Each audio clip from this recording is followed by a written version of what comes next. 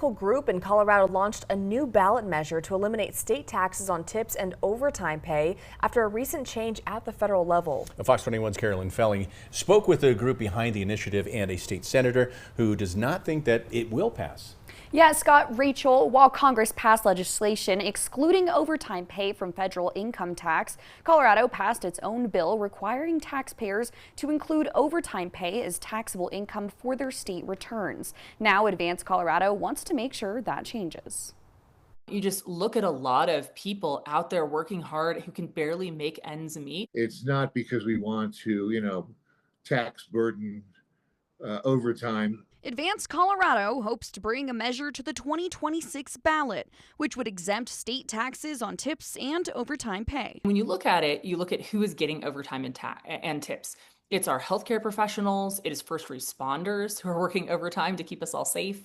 And the people getting tips are, waitresses, delivery drivers, single moms who are hairdressers. It's really more that, kind of a sense that we should treat all earned income equally. The measure from the conservative advocacy group would align our state with the One Big Beautiful Bill Act, which President Trump signed into law last week. Local lawmakers say it's about balance. I think between that understanding and the understanding of just fundamental fairness, that everybody in Colorado, with few exceptions, you earn income and you pay income tax on that earned income. Nearly every single Democrat in the legislature, actually just went through the list, voted yes to specifically tax overtime when the federal government was just about to give a break to all those working families. The proposed measure would repeal current requirements and prevent Colorado from collecting taxes on overtime and tips in the future. Senator Snyder says he's not confident it will pass. First of all, your tips are not on the table at all.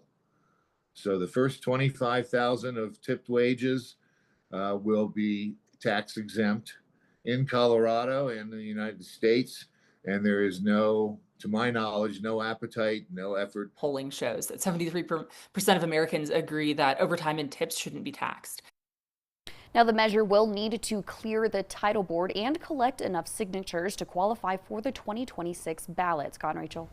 All right, thank you, Carolyn. Well, a former top congressional and White House aide will try to make history in 2026 as she tries to flip Colorado's 5th congressional district blue for the first time.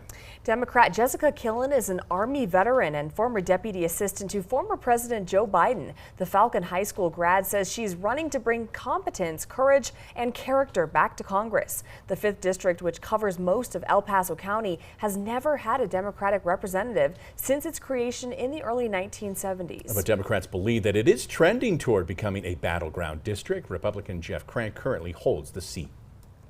Pueblo City Council approved more than $200,000 to go toward new infrastructure, upgrading video surveillance equipment at public parks. The money will help install fiber optic cables for places like City Park, Mineral Palace Park, Ray Aguilera Park, and Lake Minnequaw Park. It will also allow cameras already installed there to transmit data to the Pueblo Police Department's Real-Time Crime Center. The money comes from the American Rescue Plan Act. A former member of the Colorado State Board of Education is working on creating a new school to replace the recently closed Chavez Huerta Preparatory Academy. Stephen Varela says the new charter school would serve the west side of Pueblo at the site of the former